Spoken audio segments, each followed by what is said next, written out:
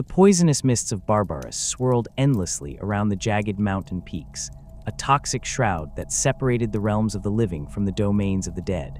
It was to this death world that one of the Emperor's stolen sons would fall, a pale child encased in a gestation pod hurled through the warp by powers seeking to thwart humanity's destiny. This child would become Mortarion, the Death Lord, Primarch of the Death Guard, but his journey began in the most hostile environment imaginable.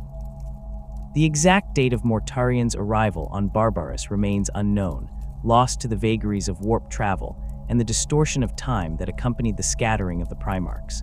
What is known is that his gestation pod crashed into the highest peaks of Barbarus, a realm where no ordinary human could survive for more than moments. The air itself was poison, thick with toxic fumes that rose from the planet's polluted lowlands and concentrated in the upper reaches of the mountains. It was here, in this lethal environment, that the pale infant was discovered by one of the necromantic overlords of Barbarus. This warlord, later known to imperial records as Necare, was one of many non-human creatures who had established dominion over the mountain realms of Barbarus.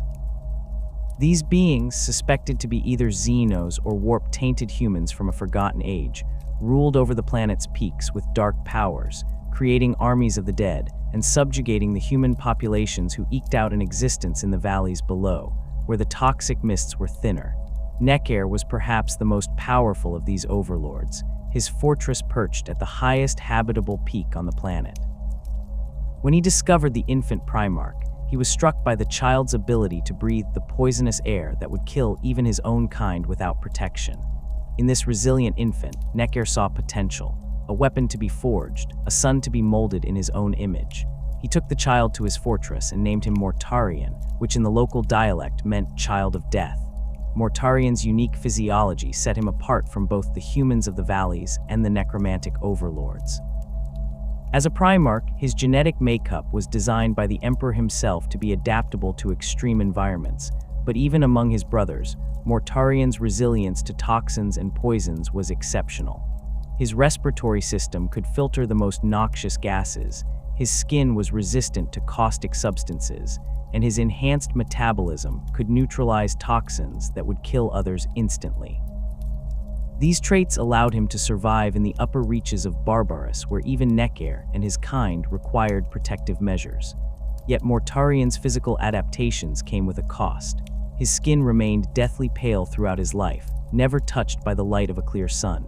His features grew gaunt and hollow, his body tall and thin, as if stretched by the harsh environment. Despite his impressive strength and endurance, Mortarion would always bear the mark of Barbarus in his appearance. A corpse-like pallor that mirrored the deathly nature of his homeworld. Necare's tutelage of Mortarion was harsh beyond measure. The Overlord saw the Primarch not as a son to be loved, but as a tool to be honed. From the moment Mortarion could walk, he was trained in the arts of war. Necare taught him to wield weapons crafted from the strange metals of Barbarus, metals that could channel the necromantic energies the overlords commanded. The young Primarch learned to move through the toxic mists with ease, to fight while wearing cumbersome protective gear, and to endure pain that would break lesser beings. Mortarion's education extended beyond mere combat. Necare ensured that his adopted son learned the secrets of toxins and poisons, how to brew concoctions that could kill in myriad ways. He was taught the principles of resilience, that strength came from endurance rather than brute force. Mortarion absorbed these lessons, his transhuman mind cataloging every detail, every technique, every weakness to be exploited. Yet for all his harsh training, Necare kept Mortarion ignorant of the world beyond their mountain fortress. The Overlord forbade his ward from descending below certain altitudes, claiming that the lower reaches were too dangerous even for one as resilient as Mortarion. He spoke of the humans in the valleys as weak, unworthy creatures who needed the guidance and protection of their betters. In this way, Necare sought to instill in Mortarion a sense of superiority, to make him view the humans of Barbarus with the same contempt that the overlords did. For years, Mortarion accepted these restrictions, focusing on his training and seeking to earn the approval of his harsh mentor. He grew in strength and skill, becoming a formidable warrior even by the standards of the Primarchs. Necker used him as an enforcer, sending him to battle rival overlords and their undead armies. Mortarion became a terror on the battlefield, wielding a massive scythe that could cleave through multiple enemies in a single swing. His pale form, often wrapped in tattered robes and primitive rebreather apparatuses of his own design, struck fear into the hearts of his enemies.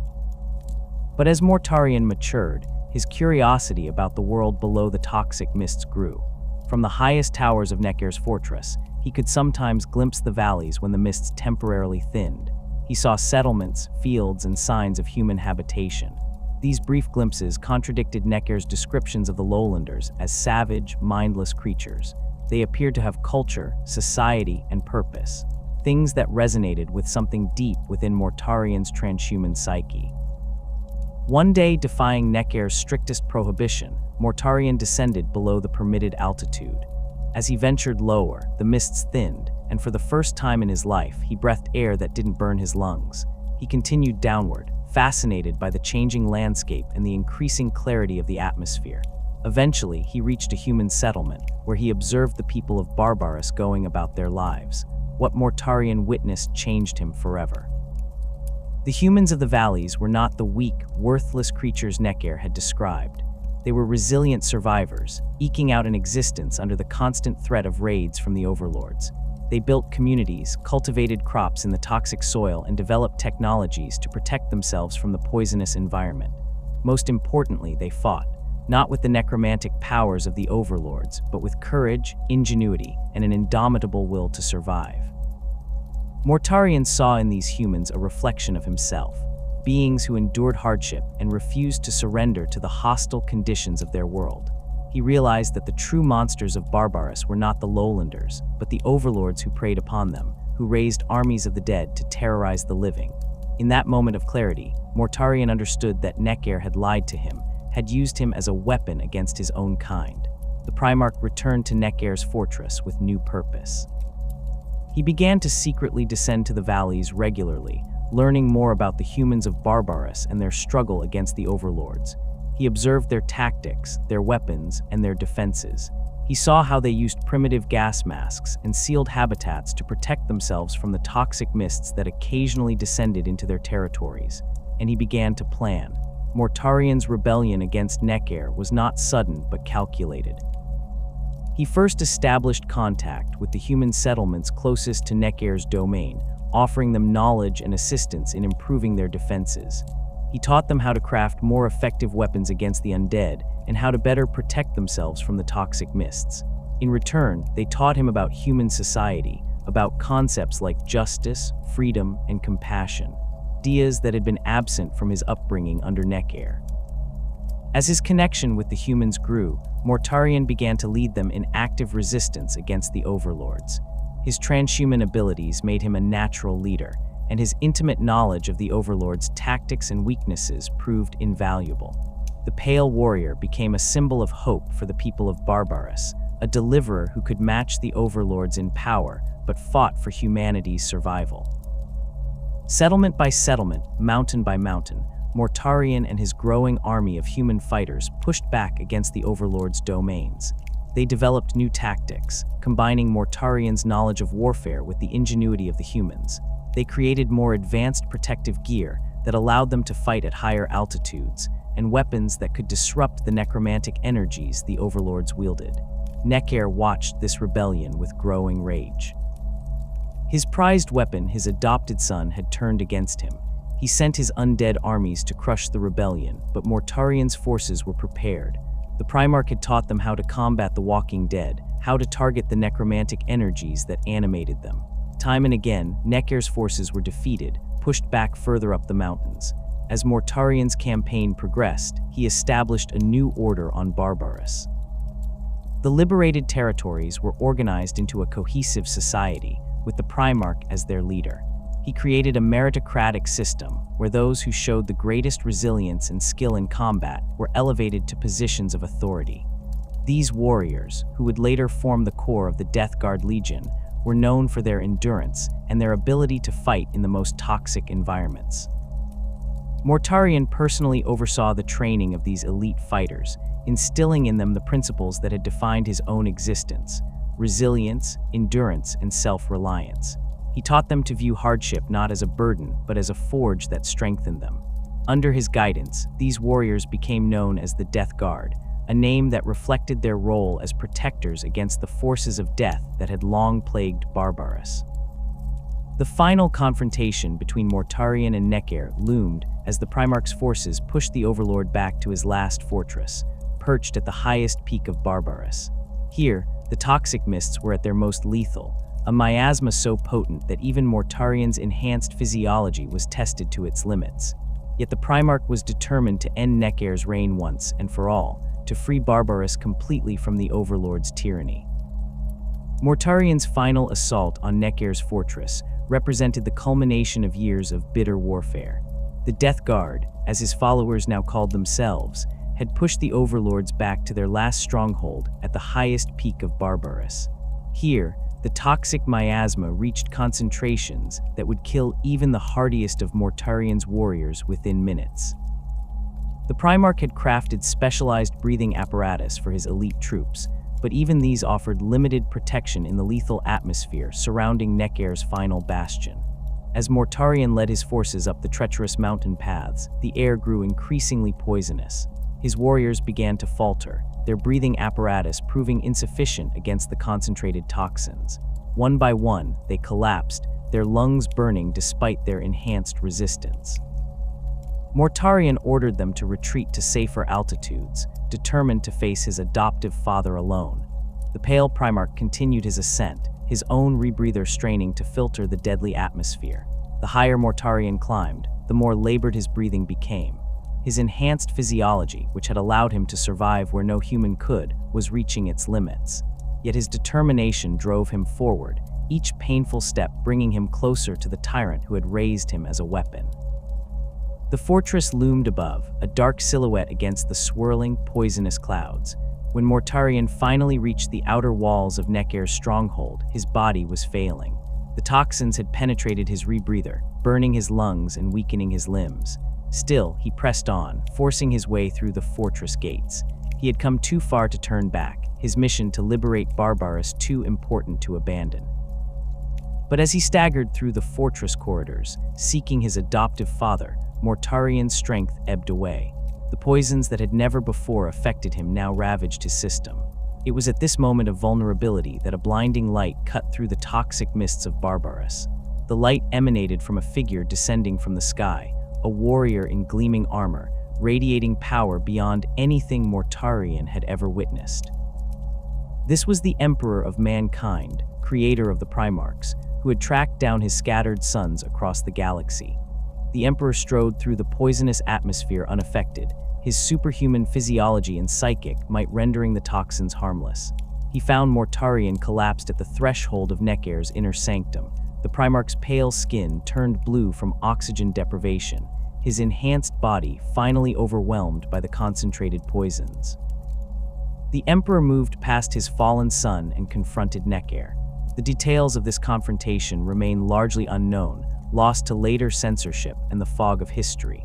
What is clear is that the Emperor destroyed the Overlord with contemptuous ease, ending in moments the threat that Mortarion had fought against for decades. When Mortarion regained consciousness, he found himself in cleaner air, the Emperor standing over him. The realization that his biological father had accomplished what he could not, defeating Necker and surviving the poisonous heights, filled Mortarion with a complex mixture of emotions. Relief at the death of his tormentor mingled with bitterness that the victory had not been his own. The Emperor revealed to Mortarion his true heritage, that he was not a native of Barbarus, but a transhuman being created on Terra, one of 20 Primarchs designed to lead humanity's reconquest of the galaxy.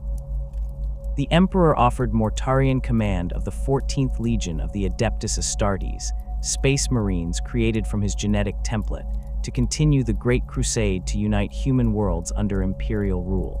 Mortarion's acceptance was reluctant. The proud Primarch had envisioned himself as the liberator of Barbarus, not as a subordinate, even to such a magnificent being as the Emperor. Yet he could not deny the evidence of his origins, nor the power of the being who claimed to be his creator. With a mixture of duty and resentment, Mortarion knelt before the Emperor, pledging his service to the Imperium of Man.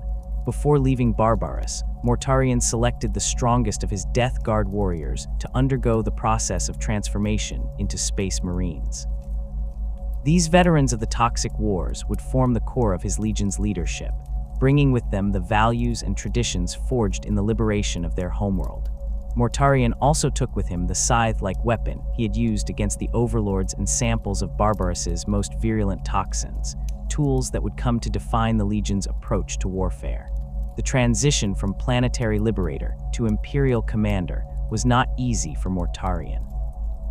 The Primarch found himself thrust into a galaxy spanning conflict with alien races and human cultures far removed from the straightforward struggle against the overlords of Barbarus. The imperial hierarchy, with its complex politics and competing interests, was a poisonous environment of a different sort. Mortarion's first meeting with his legion, then known as the Dusk Raiders, was marked by mutual assessment. The Dusk Raiders had established their own traditions and combat doctrines during the decades they had fought without their Primarch. They wore unpainted gray armor with one red gauntlet, symbolizing the blood of humanity's enemies, and specialized in twilight attacks that sowed terror among their foes. The Primarch respected these traditions, but immediately set about reshaping the Legion in his image. He renamed them the Death Guard, after his elite warriors on Barbarus, and instituted a new regime of training focused on resilience and endurance. Under Mortarion's command, the Legion adopted a more methodical approach to warfare, emphasizing inexorable advance and the ability to fight in the most hostile environments. Mortarion personally supervised the modification of his Legion's armor and equipment to enhance their ability to operate in toxic conditions. He introduced the use of specialized rebreathers based on his designs from Barbarus, which became a distinctive feature of Death Guard armor. The Legion's apothecaries, working with the Primarch, developed new chemical and biological weapons that could be deployed against enemies who thought themselves safe behind environmental protections. The relationship between Mortarion and his Gene sons was not characterized by the warmth some Primarchs showed their legions. The Death Lord was stern and demanding, viewing affection as weakness. Yet he was also scrupulously fair, never asking his warriors to endure hardships he would not face himself. This approach fostered a culture of stoic resilience within the Legion, where complaining about difficult conditions was seen as unworthy of a Death Guard. Mortarion took particular interest in recruits from harsh environments, especially those who had faced environmental challenges similar to Barbarus. He established recruitment centers on death worlds and polluted industrial planets, seeking candidates whose bodies and minds were already conditioned to endure suffering. These recruits found in the Death Guard a purpose that validated their harsh upbringings. Their ability to withstand toxins and radiation became not just a survival mechanism, but a weapon in humanity's arsenal. The Death Guard's first major campaign under Mortarion's command targeted a Xeno species that had established dominion over several human colonies. These aliens used biological weapons against Imperial forces, assuming that toxic environments would give them an advantage. They had not reckoned with the Death Guard's capabilities. Mortarion led his legion through poisoned wastelands and contaminated cities, advancing relentlessly where other Imperial forces would have faltered. This campaign established a pattern that would define the Death Guard's role in the Great Crusade. They became the Emperor's instruments for warfare in environments too hostile for conventional forces. Toxic worlds, radiation zones, and planets with corrosive atmospheres became their specialty. The Death Guard's reputation for resilience spread throughout the Imperium, with commanders requesting their deployment to break stalemates in the most challenging environments. Mortarion's tactical approach emphasized infantry advances supported by heavy armor. He had little patience for the lightning strikes favored by some of his brothers, preferring methodical operations that ground down enemy resistance through superior endurance. Death Guard forces would advance in close formation, absorbing enemy fire while responding with disciplined volleys from bolters and heavy weapons.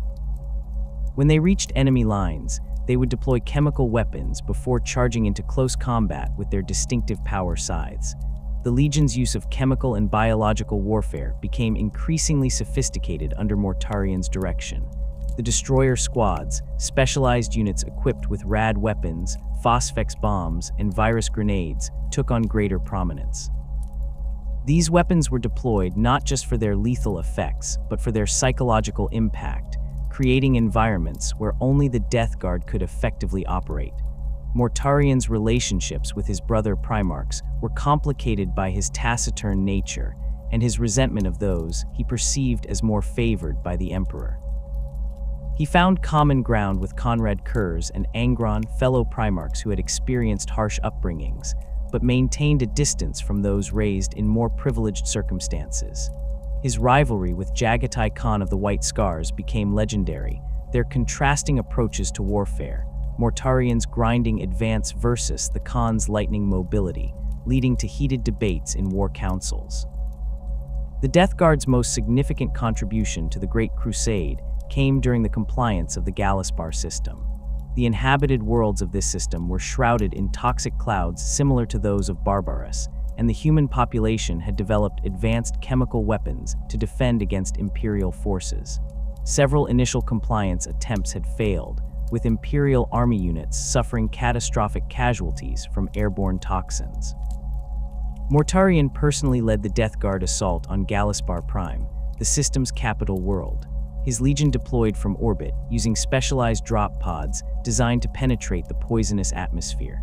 The Death Guard advanced through chemical storms that would have killed unprotected humans in seconds, their modified armor and enhanced physiology allowing them to operate where no other Imperial forces could survive. The campaign lasted for 3 months, with the Death Guard methodically clearing continent after continent. Mortarion demonstrated his tactical acumen by turning the defenders' chemical weapons against them, using the Death Guard's immunity to toxins as a strategic advantage. His forces would deliberately trigger enemy chemical traps, then advance through the poison zones to attack from unexpected directions.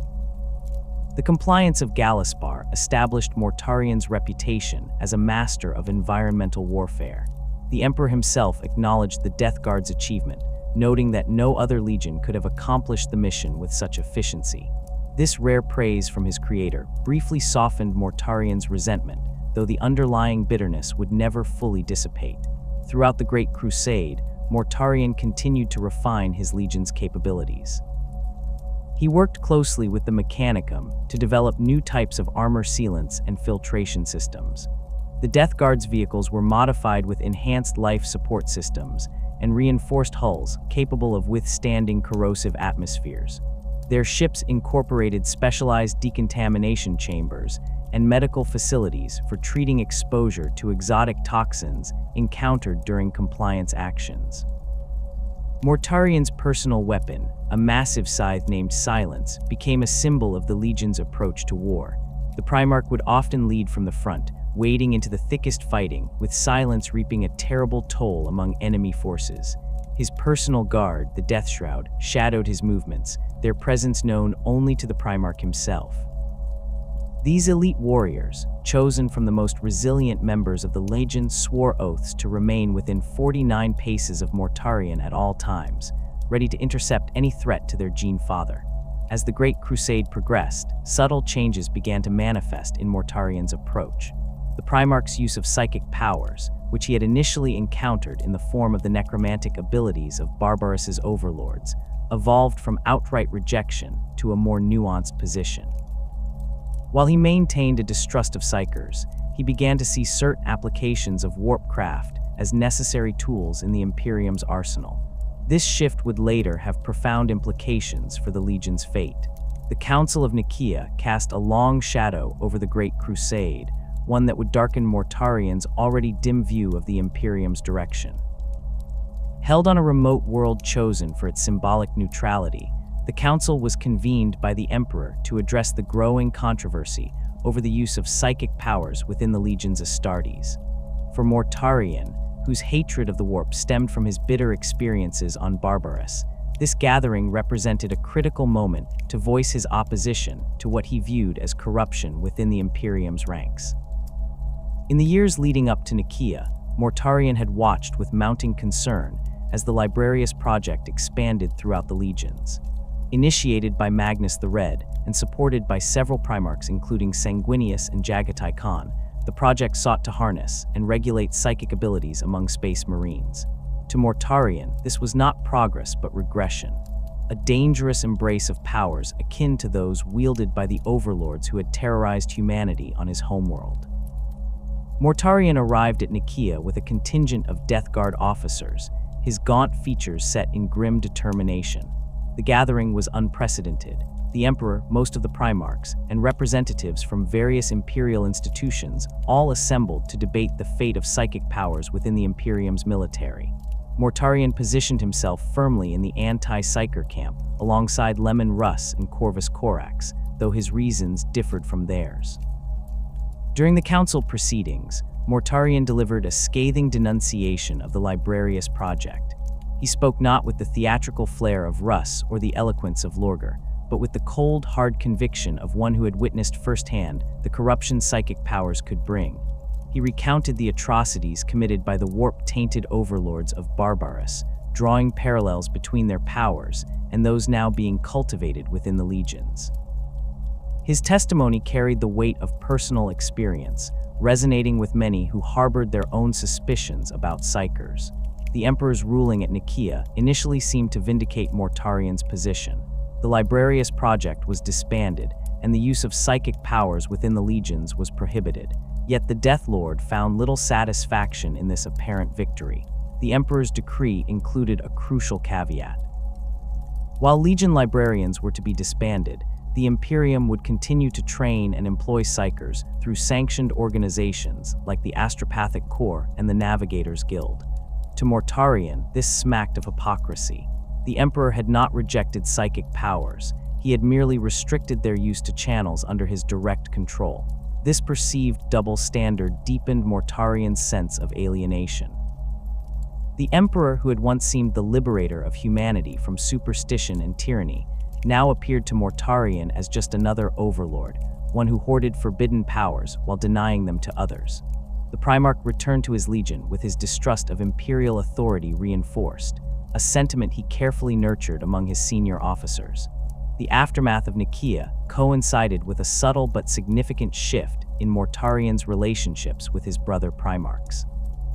His already strained connection with Magnus the Red deteriorated into open hostility, with Mortarion viewing the Crimson King as dangerously naive about the corrupting influence of the warp. Conversely, his rapport with Horus Lupercal, always respectful if not warm, began to deepen. Horus, recently elevated to the position of War Master, recognized the value of having the Death Guard's resilience at his disposal. More importantly, he sensed in Mortarion a growing disillusionment that could be cultivated to serve his own ambitions.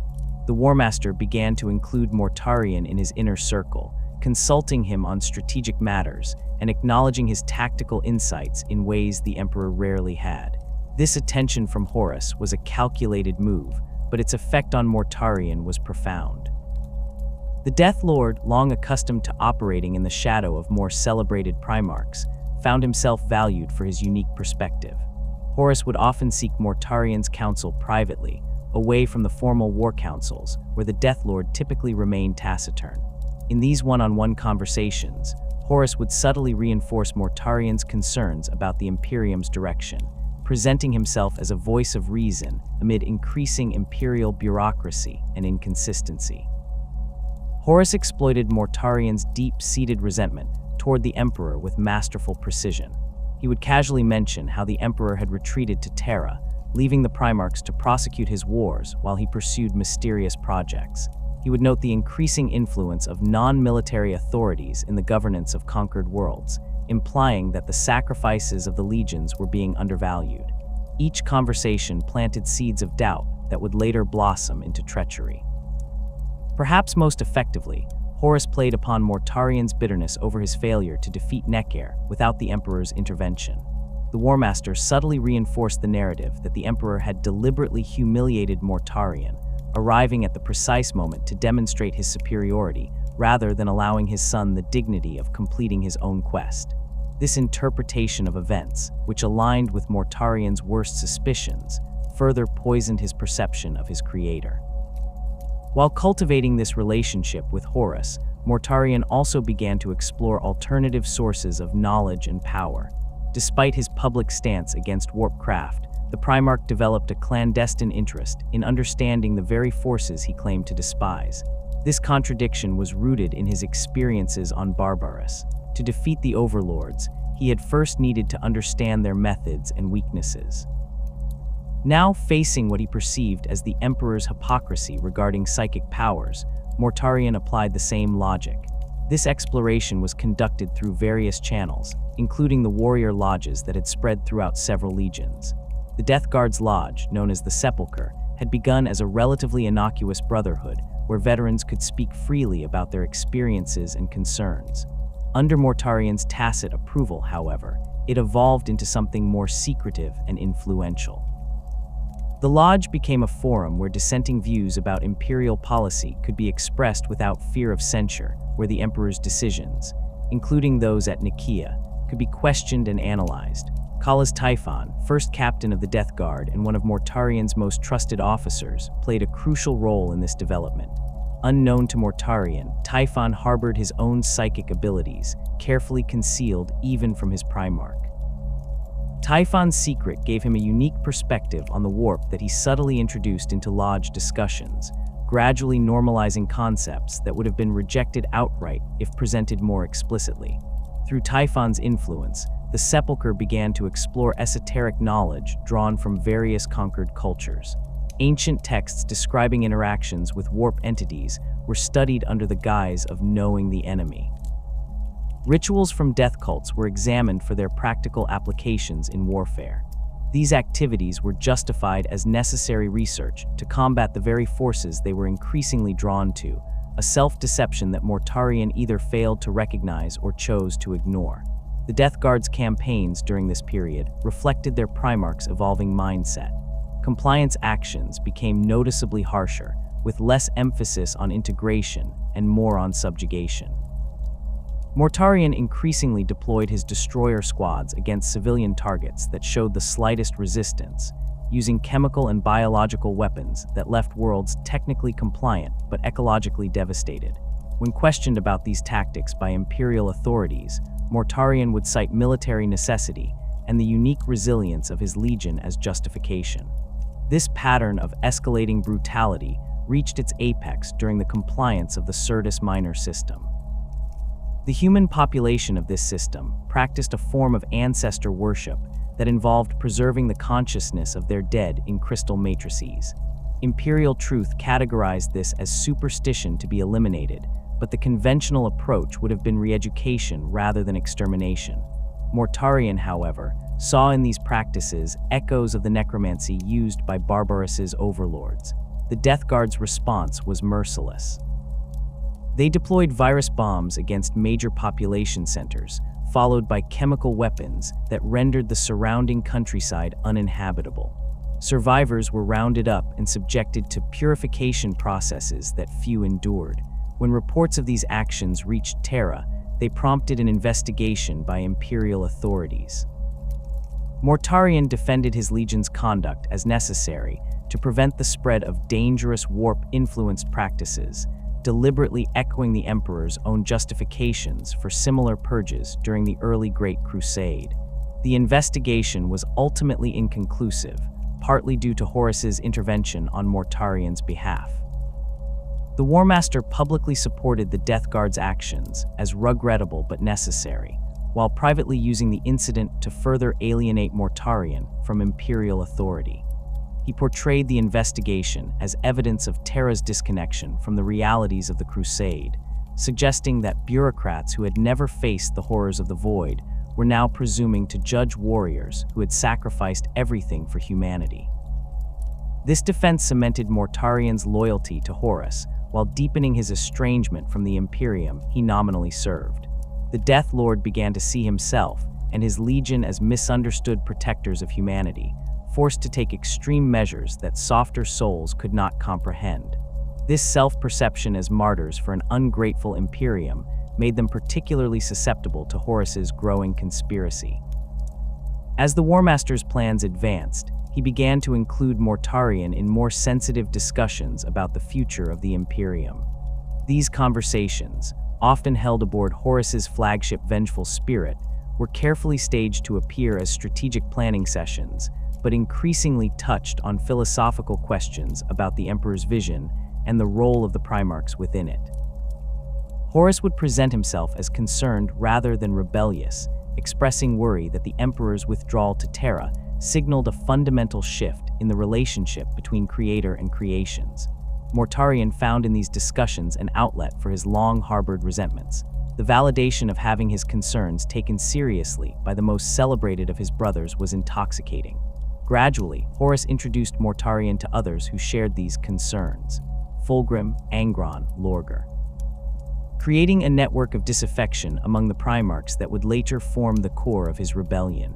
Throughout this period, Mortarion maintained a public facade of loyal service. The Death Guard continued to prosecute the Emperor's wars with their characteristic efficiency, if not enthusiasm. Mortarion himself attended Primarch councils when required, though he spoke little and departed quickly. This apparent dedication to duty, combined with the Death Guard's reputation for stoicism, meant that few suspected the corruption taking root within the Legion. Within the Death Guard itself, Mortarion's inner circle began to reflect his shifting allegiances. Officers who expressed unwavering loyalty to the Emperor found themselves assigned to distant expeditionary fleets or secondary commands. Those who demonstrated flexibility in their interpretation of imperial directives were promoted and brought into the Primarch's confidence. This subtle restructuring ensured that when the moment for open rebellion came, the Legion's command structure would be aligned with Mortarion's choices. The final steps toward betrayal accelerated after the triumph at Ullanr, where the Emperor announced his intention to return to Terra and elevated Horus to War Master. For Mortarion, this was the ultimate confirmation of his peripheral status in the Emperor's plans. While Horus received unprecedented authority, and others like Dorn and Guilliman were given special responsibilities, Mortarion and his Death Guard were simply expected to continue as they had been, reliable but unremarkable instruments of compliance. In the aftermath of Ullanr, Mortarion's private communications with Horus increased in frequency and duration. The content of these exchanges remains largely unknown, but their effect was evident in the Death Guard's subsequent deployments. The Legion began to concentrate its forces, recalling scattered expeditionary fleets and consolidating resources. Supply chains were restructured to reduce dependence on official imperial logistics networks. Training regimens were intensified, with particular emphasis on operations against other Astartes. Exercises justified as preparation for potential encounters with renegade space marines, but clearly designed for something more systematic. Human remembrancers and Imperial Army attachés assigned to Death Guard expeditionary fleets found themselves increasingly isolated and restricted in their movements. Many were quietly removed and replaced with individuals vetted by Typhon and his associates. Those who asked too many questions about these changes often disappeared, their fates unknown but easily guessed. By the time the War Master made his move at Istvan, the Death Guard had been effectively sealed against external scrutiny. The corruption within the Death Guard extended beyond mere political realignment. Under Typhon's guidance, certain elements within the Legion had begun to experiment with forbidden practices. Specialized units conducted field tests of weapons that combined conventional toxins with warp-influenced compounds, creating agents that attacked not just the body but the soul. Apothecaries researched methods to enhance the Legion's already formidable resilience through means that would have horrified their Primarch had he fully understood their nature. Mortarion himself remained ostensibly opposed to warp craft, maintaining his public stance against psychic powers even as his Legion quietly incorporated aspects of them into their arsenal. This cognitive dissonance, rejecting the warp while increasingly relying on its power, reflected the fundamental contradiction at the heart of Mortarion's fall. His hatred of the Emperor's perceived hypocrisy had led him to embrace a far more profound hypocrisy of his own. The Death Guard fleet moved through the void with grim purpose, their course set for Terra. Following the bloodshed at Istvan V, where loyal legions had been butchered in a masterful trap, Mortarion's warriors advanced as part of Horus's greater armada, each ship a floating fortress of ceramite and adamantium. The Endurance, Mortarion's flagship, led the fleet, a massive vessel whose hull bore the scars of 100 campaigns, its profile distinctive with additional armor plating and specialized containment facilities for the Legion's arsenal of chemical and biological weapons. Within the fleet's bowels, an air of quiet determination prevailed. The Death Guard had committed fully to Horus's rebellion, their path set by Mortarion's decision. Many among them understood this choice as the culmination of a long-harbored resentment against the Emperor's perceived hypocrisy. Others simply followed their Primarch with the unquestioning loyalty that had always characterized the Legion. Few anticipated the horror that awaited them in the Immersive. The journey to Terra required passage through the warp, that realm of madness that existed alongside reality. Normally, such journeys were hazardous but manageable, with Gellar fields protecting vessels from the worst effects of immaterial space. But as the Death Guard fleet prepared to make the transition, unknown to most aboard, significant changes were occurring in the warp itself. The growing power of chaos, fed by the violence of the heresy, had created warp storms of unprecedented magnitude, making navigation increasingly treacherous. First Captain Kala's Typhon, standing on the bridge of the Terminus Est, watched as the fleet prepared for warp transition. His expression betrayed nothing of his true intentions. As the fleet's navigator, Typhon possessed a secret that he had kept even from his Primarch. He was a psychic, his powers carefully concealed behind a mask of zealous anti-psyker rhetoric. More significantly, he had long been in communion with entities in the warp, particularly those aligned with the plague god Nurgle. When the Death Guard fleet entered the warp, Typhon made his move. Using his position as fleet navigator, he deliberately led the ships into a particularly turbulent region of the Immersive. Then, at the critical moment, he murdered the other navigators within the fleet and sabotaged the Gellar fields that protected the vessels from warp predation. With these actions, Typhon delivered the Death Guard into the hands of his true master. The effects were not immediately apparent. At first, the fleet merely seemed lost, unable to make progress toward their destination. The ships drifted in the warp, their engines straining against currents of unreality that held them in place like insects in amber. Mortarion, from the command deck of the Endurance, issued orders to redouble efforts to break free, unaware that these struggles were futile against the trap that had been laid. Days stretched into weeks, and supplies began to dwindle. The Death Guard, conditioned to endure hardship, initially accepted these circumstances with characteristic stoicism. They reduced rations, implemented strict water conservation measures, and maintained discipline through training regimens adapted to confined spaces. Mortarion himself set an example, accepting no special privileges and sharing in the privation of his warriors. It was during the 7th week of entrapment that the first signs of the Destroyer Plague appeared. Initially dismissed as common shipborne illness, an inconvenience but hardly a threat to transhuman physiology, the first symptoms manifested as mild fevers and skin rashes. The Legion's apothecaries prescribed standard treatments, expecting quick recoveries, but the malady defied their efforts, spreading from warrior to warrior with inexorable progress. By the 8th week, the nature of the affliction became horrifyingly clear.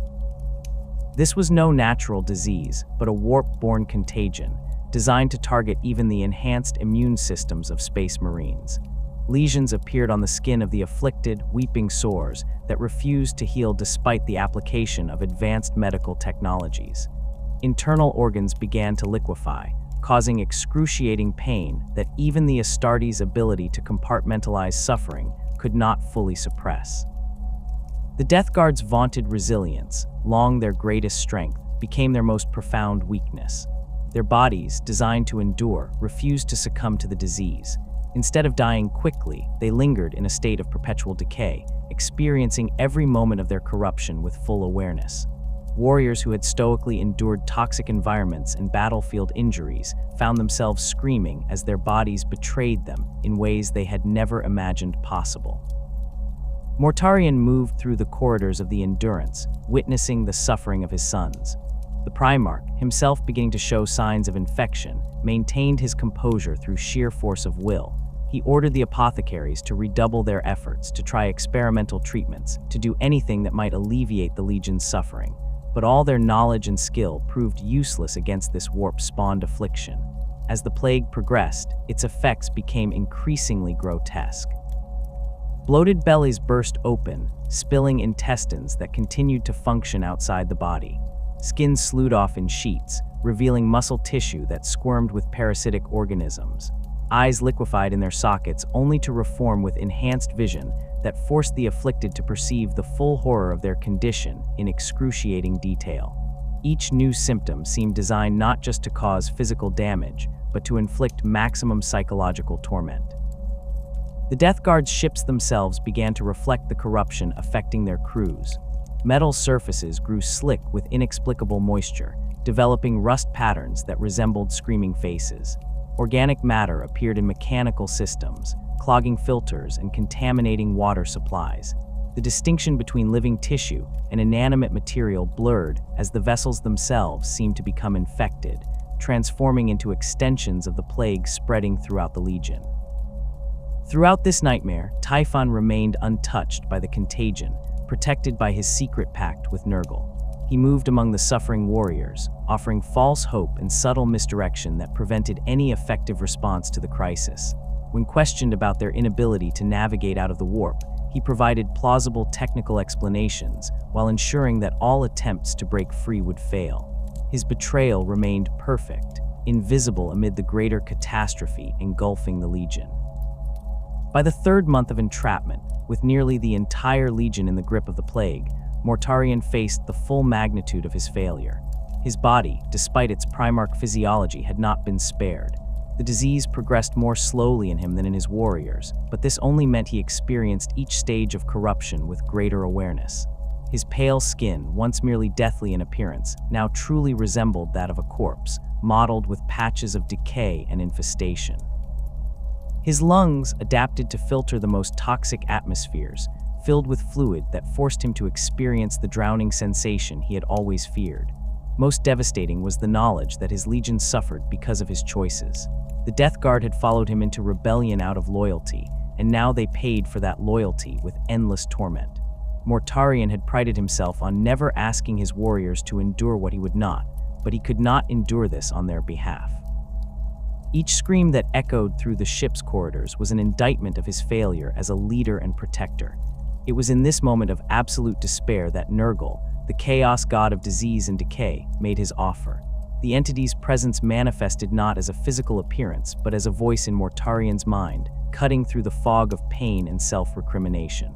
The voice was surprisingly gentle, paternal even, offering understanding rather than condemnation. It acknowledged Mortarion's suffering and that of his legion, presenting itself as the only power capable of ending their torment. Nurgle's proposition was simple: pledge allegiance to him and the suffering would cease. Not by curing the plague, that was impossible now, but by transforming it from a torment into a source of strength. The Death Guard would become something new, creatures for whom decay was not destruction, but a form of endless existence. Their pain would become power, their resilience reimagined as immortality through perpetual rot. Mortarion, who had spent his life fighting against the very concept of supernatural power, now faced the ultimate test of his principles. He could maintain his rejection of the warp and watch his legions suffer eternally, or he could embrace what he had always hated and save them through corruption. The irony was not lost on him. He who had condemned Magnus for trafficking with warp entities now considered doing the same, and for similar reasons, the protection of his legion. For days, Mortarion resisted, clinging to the remnants of his identity as the Emperor's son despite his rebellion. He had turned against his father, yes, but not against humanity itself. Accepting Nurgle's offer meant crossing a line from which there could be no return, transforming the Death Guard from transhumans into something no longer recognizably human at all. What finally broke Mortarion's resistance was not his own suffering, but that of his warriors. A particularly virulent phase of the plague swept through the fleet, causing even greater agony among the already afflicted. The screams reached a new pitch of desperation, the kind that comes only when beings who have already endured the unendurable discover that worse still awaits them. Mortarion, dragging his decaying body through corridors slick with the fluids of his disintegrating legion, made his decision. The Primarch's acceptance of Nurgle's offer manifested as a psychic shockwave that rippled through the trapped fleet. In an instant, the nature of the plague changed. The pain did not disappear. pain would forever be part of the Death Guard's existence, but it transformed from an enemy to be fought into a companion to be embraced.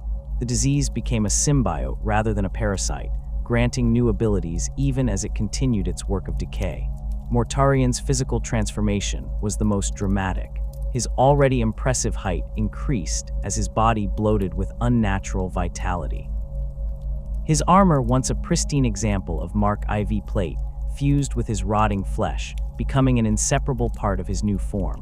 The rebreather apparatus that had been his signature since his days on Barbarus melted into his face, its tubes merging with his respiratory system to expel clouds of toxic spores with each labored breath. Most significantly, Mortarion's connection to the warp, something he had always denied and rejected, became undeniable. Psychic power flowed through him, manifesting in his ability to control the vectors of disease and to perceive the patterns of decay in all living things. His weapon, the massive scythe Silence, absorbed this power, its blade now capable of severing not just physical bodies but the connections between soul and flesh. Throughout the fleet, the Death Guard underwent similar transformations. Their armor, designed to protect them from external toxins, now contained the boundless corruption of their bodies, becoming pressure vessels for the noxious fluids and gases their organs produced. Joints sealed, trapping the products of decay within ceramite shells that bulged and split only to heal in new, more grotesque configurations. Power packs mutated into hunchbacked growths that vented clouds of flies and spores, creating miasmas of contagion around each warrior. Internal changes were even more profound. Digestive systems that once processed nutrients with transhuman efficiency now generated acids capable of dissolving ceramite. Circulatory systems pumped viscous fluids that bore little resemblance to blood, carrying parasitic organisms throughout bodies that served as both hosts and incubators. Nervous systems rewired themselves to interpret pain as pleasure, allowing the transformed Death Guard to derive satisfaction from injuries that would incapacitate even other Astartes. With these physical changes came psychological transformations equally significant. The Death Guard's stoicism, once born of discipline and training, became a fatalistic acceptance of decay as the universe's natural state. Their resilience, previously a matter of pride, transformed into a nihilistic indifference to both harm and healing. Most importantly, their sense of purpose shifted from the protection of humanity to the spread of Nurgle's gifts, the diseases and corruptions they now carried within themselves. When the Death Guard fleet finally emerged from the warp, they were unrecognizable as the legion that had entered. Their ships, now more akin to floating plague laboratories than military vessels, dripped with contagions unknown to imperial medicine. The warriors themselves moved with the ponderous certainty of beings who knew themselves immortal, their purpose clarified through suffering. At their head stood Mortarion, no longer merely the Death Lord, but now the Primarch of Decay, his transformation a perfect embodiment of Nurgle's power to convert despair into terrible purpose. The fleet's emergence near the Ultimer sector sent shockwaves through nearby Imperial installations.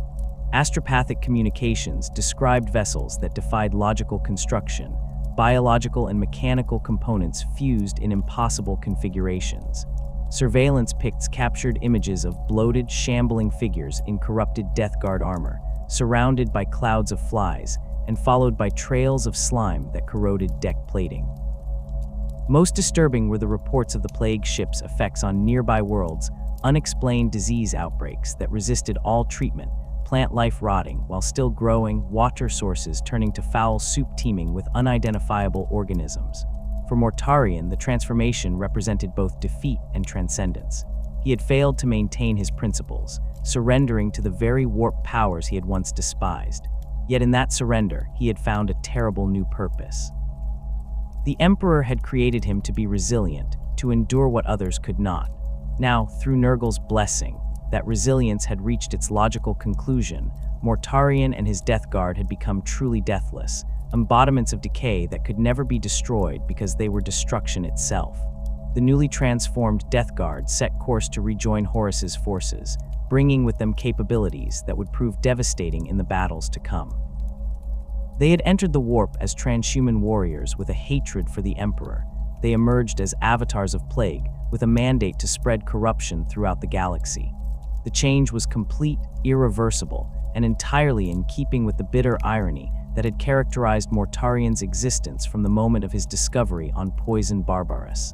The Siege of Terra marked the culmination of Horus's rebellion, a cataclysmic conflict that would determine the fate of humanity.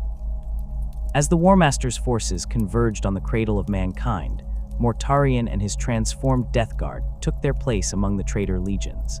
The once proud warriors now advanced as shambling harbingers of decay, their corrupted forms a mockery of the Emperor's transhuman design. Mortarion's role during the siege was defined by his legion's newfound abilities.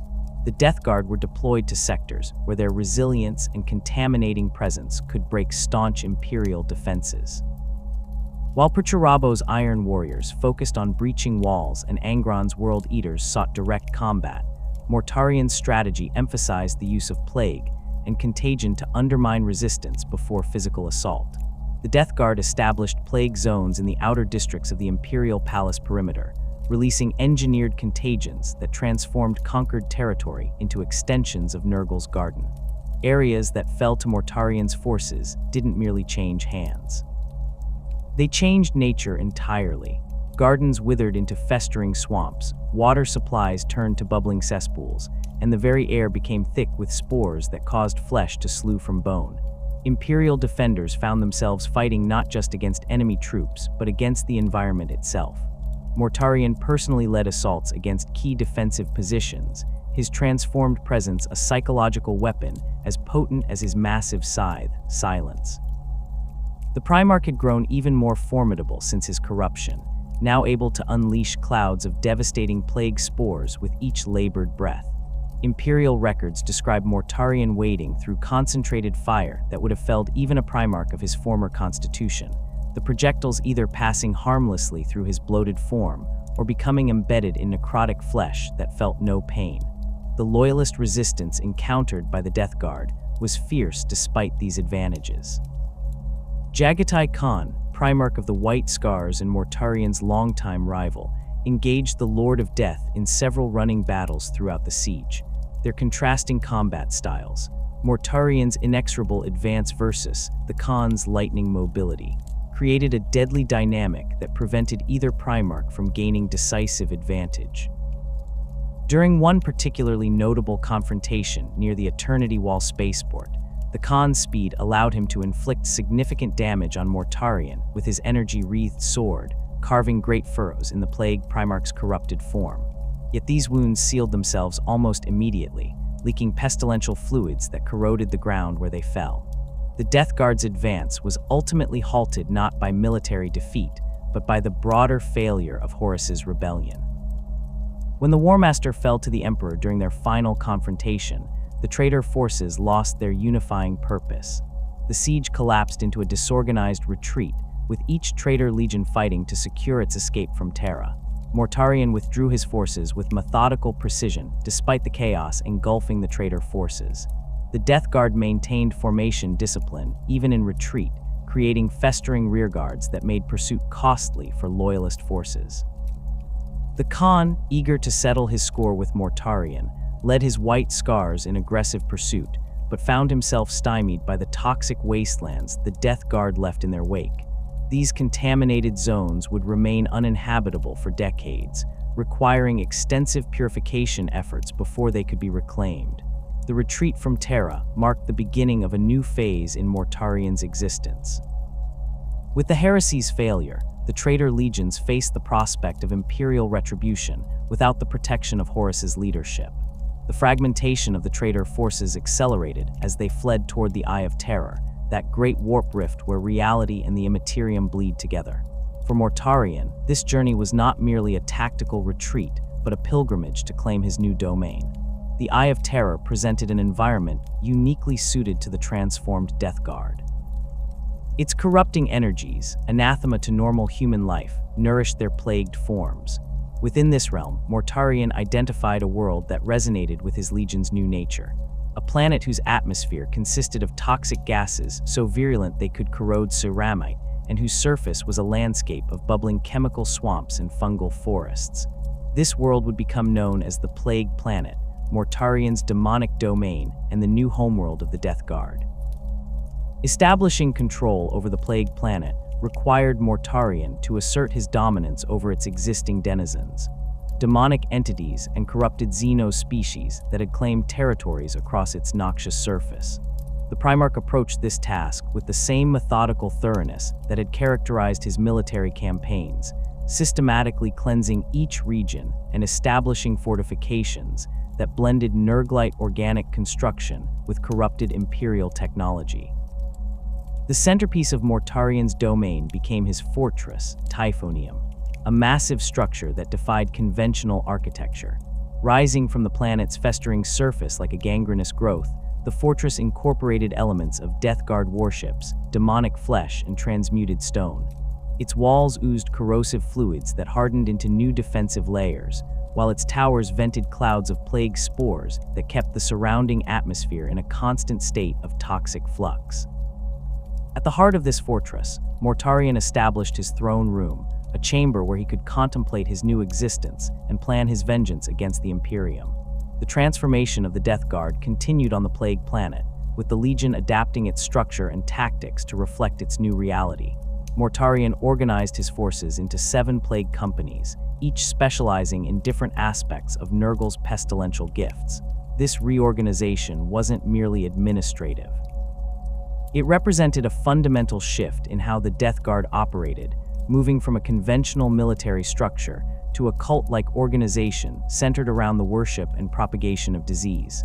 Each plague company developed distinct characteristics based on the specific contagions they cultivated. The first plague company, led by Typhon, now calling himself Typhus, specialized in the zombie plague that created shambling hordes of poxwalkers. The fourth became masters of biological warfare, developing ever more virulent strains of the destroyer plague. The seventh focused on demon engines and corrupted war machines, fusing mechanical components with demonic flesh to create weapons that spread contagion through technological means. Mortarion took particular care in developing elite formations within his legion. The Death Shroud, once his personal bodyguard, were reborn as vectors for particularly potent diseases. Clad in artificer-crafted Terminator armor that had fused with their rotting flesh, these warriors could withstand devastating damage while delivering Mortarion's plagues to the heart of enemy formations.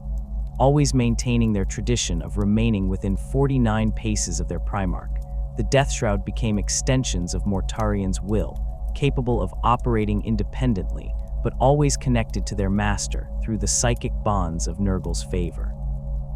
The Grave Wardens emerged as another specialized force, tasked with deploying chemical and biological weapons of extraordinary potency. These warriors, whose armor incorporated enhanced delivery systems for toxic agents, could transform battlefields into deadly environments where only the Death Guard could effectively operate. Their weapons included modified flamers that spewed corrosive bile, sensors that released clouds of demonic spores, and grenades filled with compounds that could liquefy ceramite. Perhaps most significant was Mortarion's creation of the Blight Lords, Terminator-armored veterans, whose resilience exceeded even the legendary durability of the Death Guard. These warriors, selected from those who had endured the most extreme transformations during the Legion's corruption, served as unstoppable advance forces. Their tactical role evolved from the traditional Terminator emphasis on teleport assaults to a more methodical approach, establishing plague zones that would spread outward from their positions like ripples in a contaminated pond. While establishing his domain within the Eye of Terror, Mortarion did not abandon his vendetta against the Imperium. The Long War, the ongoing campaign of the traitor legions against the Emperor's realm, became a framework for the Death Guard's continued operations in real space. Mortarion approached this conflict with strategic patience, recognizing that as a functionally immortal being, time was his ally against the ever-changing Imperium. The Death Guard's campaigns during the Long War typically followed a pattern that reflected their Primarch's methodical nature. Rather than seeking quick victories, Mortarion preferred to establish persistent zones of corruption that would spread slowly but inexorably. His legion would target agricultural worlds, water purification facilities, and medical installations. Infrastructure that, once corrupted, would affect entire systems.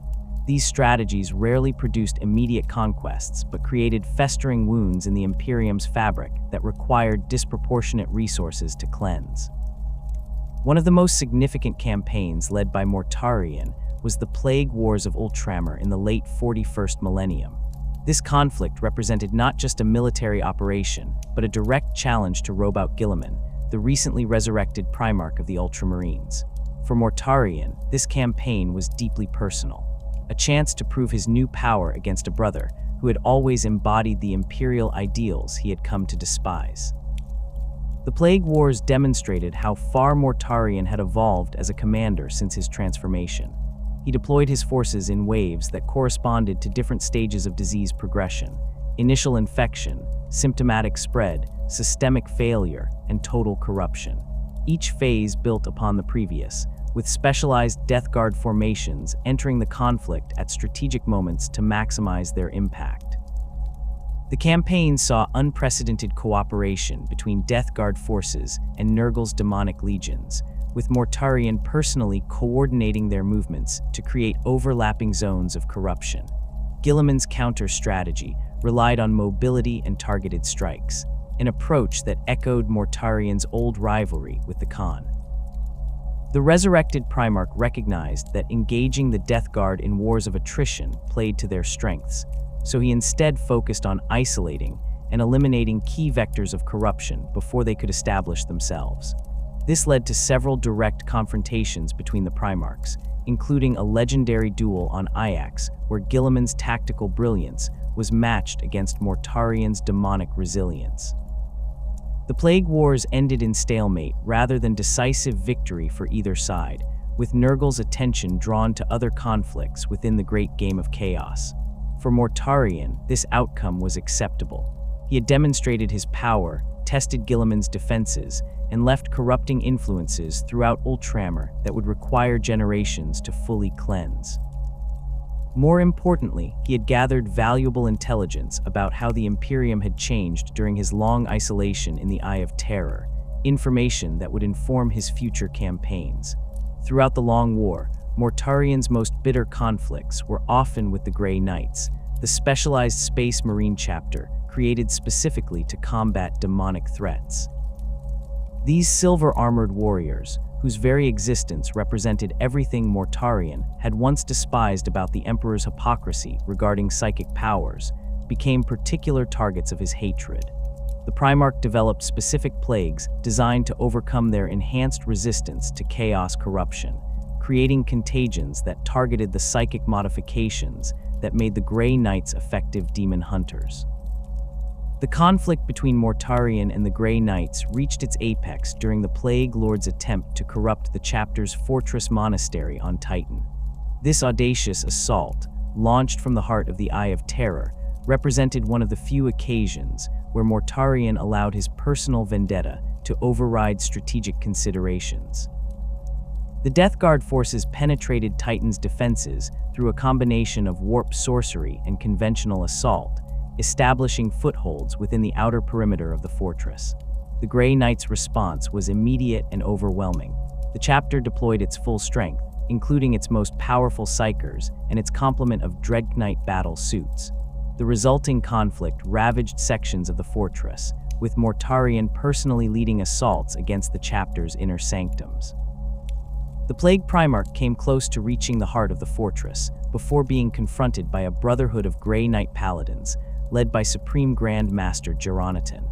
The battle between Mortarion and the Grey Knight's leadership became legendary within the chapter's closely guarded records. Geronitan and his paladins employed their most potent anti-demonic wards and psychic techniques, creating zones of purified space that caused Mortarion visible pain. The Primarch responded with clouds of specially engineered contagions designed to overcome the Grey Knight's resistance, while wielding silence with devastating effect against their Terminator armor. Though Mortarion was eventually forced to withdraw from Titan, the assault demonstrated his willingness to strike at the Imperium's most heavily defended institutions. It also revealed the extent of his bitterness toward the Emperor's legacy. The Grey Knights, as the direct creation of the Emperor's foresight, represented a continuation of the authority Mortarion had rejected. Each encounter with the chapter reinforced his conviction that the Emperor had always intended to become a god, making his condemnation of warp entities the ultimate hypocrisy. Beyond his campaigns against Imperial forces, Mortarion also engaged in conflicts with his brother Primarchs, who had followed different paths after the heresy. His relationship with Magnus the Red, always strained due to their opposing views on psychic powers, deteriorated into open hostility within the Eye of Terror. The two demon Primarchs clashed over territories, demonic allies, and philosophical approaches to their transformed existence. These conflicts rarely resulted in direct confrontation. Both recognized that true death was nearly impossible for beings of their nature, but played out through proxies and manipulations that spanned centuries. More complex was Mortarion's relationship with Perturabo, Primarch of the Iron Warriors. The two shared a pragmatic approach to warfare and a resentment of their treatment during the Great Crusade, creating a basis for cooperation despite their allegiance to different chaos powers.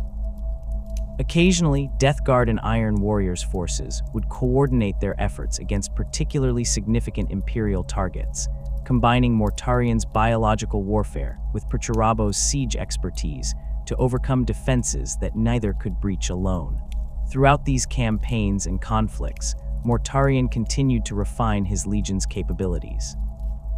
The Death Guard's arsenal expanded to include weapons that blended conventional technology with Nurgle's gifts, plague spitters that projected streams of corrosive bile, blight launchers that fired canisters of demonic diseases, and phosphex bombs contaminated with warp energies that caused them to burn with unnatural persistence.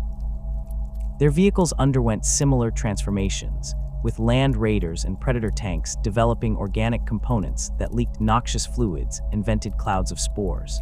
The plague planet itself evolved under Mortarion's direction, becoming a testing ground for new contagions and a training environment for Death Guard recruits. Unlike many traitor legions who struggled with replenishing their numbers after the heresy, the Death Guard developed reliable methods for creating new plague marines. These processes involved exposing aspirants to carefully calibrated diseases that killed all but the most resilient, then reanimating the survivors through a combination of Nurgle's blessings and corrupted Astartes' organ implantation. By the dawn of the 42nd millennium, Mortarion had established himself as one of the most active demon Primarchs in the ongoing war against the Imperium. While some of his brothers retreated into the depths of the Eye of Terror to pursue personal agendas or fell into periods of inactivity, the Lord of Death maintained a consistent presence in the material universe. His campaigns, though less frequent than during the immediate aftermath of the heresy, were characterized by thorough planning and devastating long-term consequences. The Great Rift tore across the galaxy like a jagged wound, its pulsing energies splitting the Imperium in two. As the Immaterium spilled into real space, ancient barriers weakened, allowing the denizens of the warp greater access to the material universe than they had enjoyed since the heresy. For Mortarion, the catastrophic birth of the Cicatrix Maledictum represented opportunity, a chance to extend Nurgle's influence beyond the confines of the Eye of Terror and strike at the heart of his father's realm with unprecedented force. From his festering throne on the plague planet, Mortarion observed the galaxy's transformation with cold calculation. The Death Lord had spent millennia preparing for such a moment, developing new strains of contagion and organizing his legion into a force that could exploit any weakness in the Imperium's defenses. Now, as astropathic communications failed and warp storms isolated entire sectors, those preparations would bear fruit. Mortarion's first major campaign, following the formation of the Great Rift, targeted the realm of Ultramar, a deliberate choice that reflected both strategic and personal motivations. Strategically, Ultramar represented one of the most stable and well-defended regions of the Imperium, a bastion of order whose fall would have profound psychological impact. Personally, it was the domain of Robout Guilliman, the recently resurrected Primarch, whose return had shifted the balance of power within the Imperium. The campaign that would become known as the Plague Wars began with subtle infiltrations rather than overt assault. Death Guard operatives, disguised as refugees fleeing the warp storms, carried dormant strains of the Destroyer Plague to key worlds within Ultramar. These agents established cults dedicated to Nurgle, spreading corruption through the lower levels of society while avoiding detection by imperial authorities. By the time the first outbreaks of disease appeared, the foundations for a full-scale invasion had been laid. Mortarion's strategy for the Plague Wars demonstrated his evolution as a commander. The Death Lord divided his forces into specialized task groups, each targeting different aspects of Ultramar's infrastructure. The Sepsis cohorts focused on contaminating water supplies and food production facilities, creating resource shortages that would strain the region's ability to support its population. The Fester legions targeted military installations, using specialized plagues that affected the machine spirits of vehicles and weapons, rendering them unreliable or inoperable.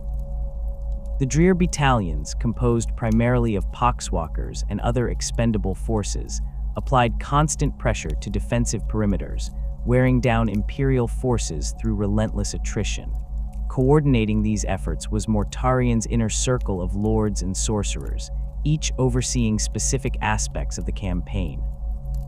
Typhus, now fully established as the Herald of Nurgle, led naval operations that blockaded key systems and deployed plague ships to bombard defensive positions with biological weapons.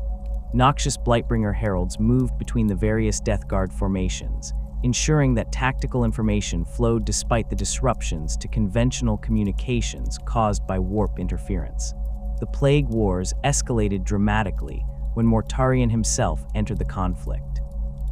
The Demon Primarch's arrival on Ixalan, once known as the Garden World of Ultramar, marked a significant escalation in the campaign.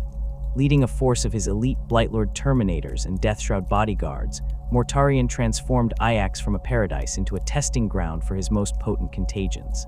The planet's ecosystem, once carefully balanced to produce abundant food for the realm, became a breeding ground for new diseases that spread throughout neighboring systems.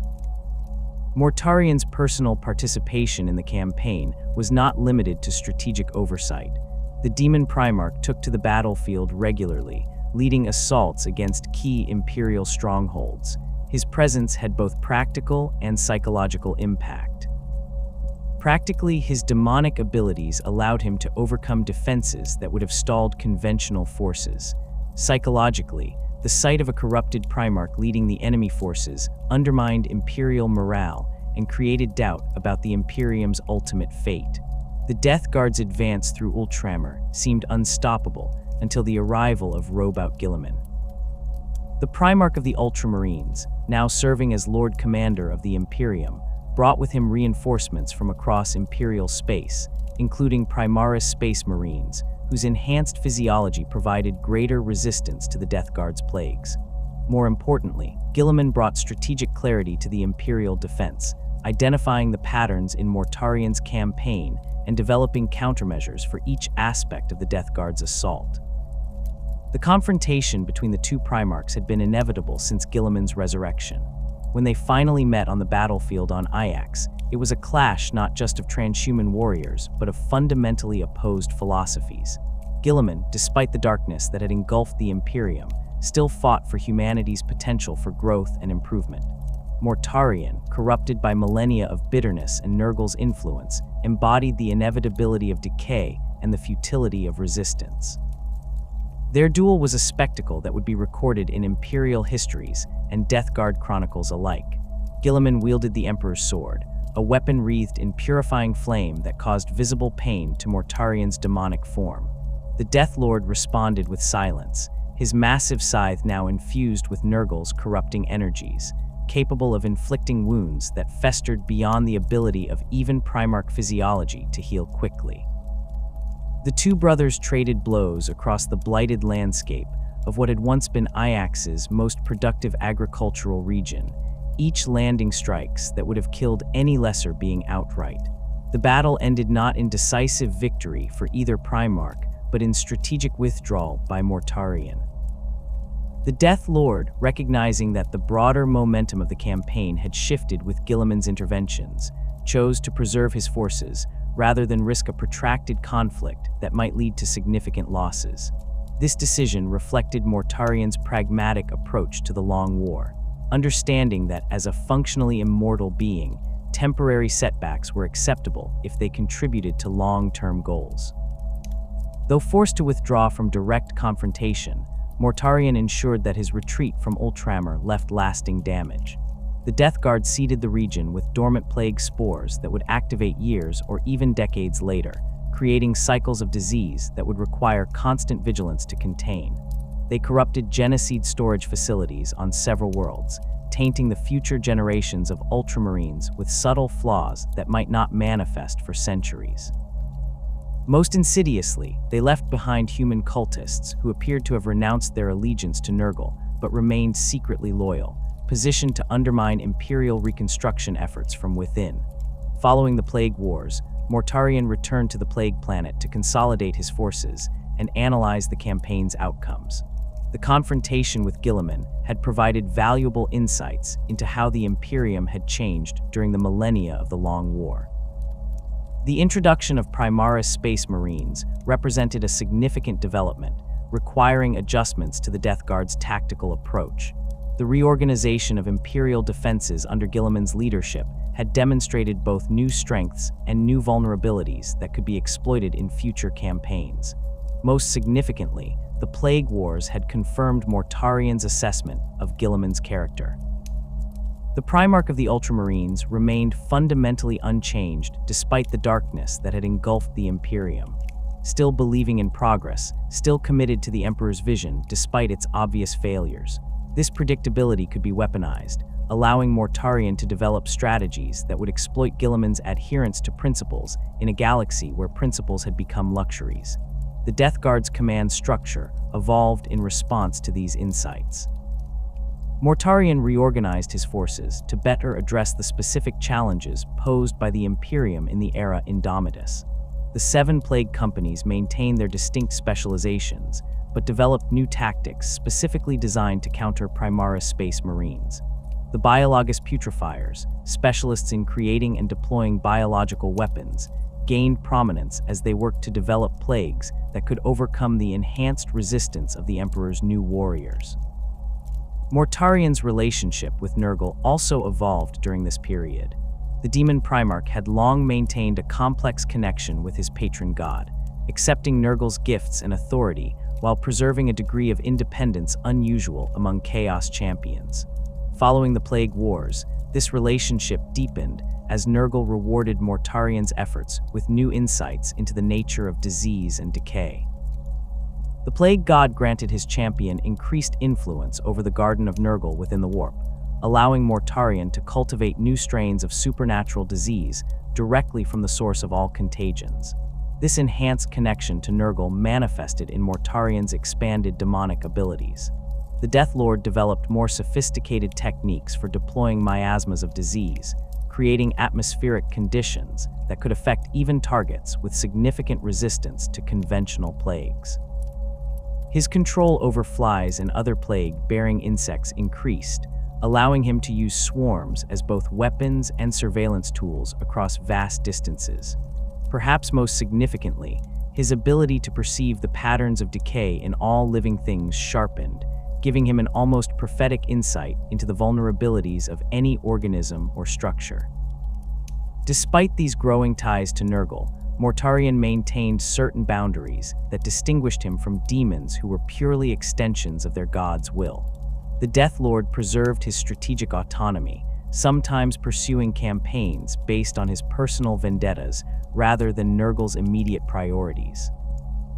He continued to incorporate elements of his pre-corruption identity into his leadership style, maintaining the Legion traditions of resilience and methodical warfare that had defined the Death Guard since its formation. This partial independence, though limited, represented Mortarion's refusal to completely surrender his identity despite his transformation. In the power dynamics of chaos following the formation of the Great Rift, Mortarion occupied a position of significant influence. Among the Demon Primarchs, he was one of the most consistently active in the material universe, maintaining regular campaigns against Imperial targets rather than retreating into the Warp for extended periods. This consistent presence made the Death Guard one of the most reliable Traitor Legion forces, often serving as the backbone of larger Chaos operations that included elements from multiple legions and warbands. Within Nurgle's hierarchy specifically, Mortarion stood second only to Nurgle himself, though his authority was occasionally challenged by Typhus. The Herald of Nurgle, having orchestrated the Legion's original corruption, maintained his own power base within the Death Guard and sometimes pursued objectives that diverged from Mortarion's priorities. This internal tension rarely erupted into open conflict, but created a dynamic where both figures competed for Nurgle's favor through their accomplishments in spreading disease and decay. Mortarion's current objectives in the era, Indomitus, reflect both his personal vendettas and his role as Nurgle's champion. The Death Lord remains fixated on proving the fundamental corruption of the Emperor's vision, demonstrating through his campaigns that decay is the universe's natural state and that resistance is ultimately futile. This philosophical mission drives his targeting of symbols of imperial permanence, fortress worlds, chapter homeworlds, and monuments to the Emperor's glory. More specifically, Mortarion has developed a particular focus on corrupting the Primaris Space Marines. These warriors, created through Guilliman's collaboration with Archmago's Belisarius Call, represent an attempt to perfect the Emperor's original Space Marine design. For Mortarion, whose bitterness toward his creator has only intensified over the millennia, turning these improved Space Marines to Nurgle's service would constitute the ultimate refutation of the Emperor's work. Death Guard forces prioritize the capture of Primaris genocide, and when possible, the corruption of living Primaris Marines through specialized plagues designed to overcome their enhanced resistance. As the era Indomitus progresses, Mortarion continues to adapt his strategies to the changing galactic landscape. The ongoing degradation of the Imperium creates new opportunities for the Death Guard to establish footholds in regions where Imperial authority has weakened. The widespread resource shortages and population displacements caused by the Great Rift provide fertile ground for Nurgle cults that offer relief from suffering through acceptance of decay. Most significantly, the increasing frequency of warp phenomena in real space allows Mortarion to project his influence more directly, creating plague zones that serve as extensions of his domain within the material universe. The Death Lord's long view of the conflict between chaos and the Imperium remains unchanged despite the dramatic developments of recent centuries.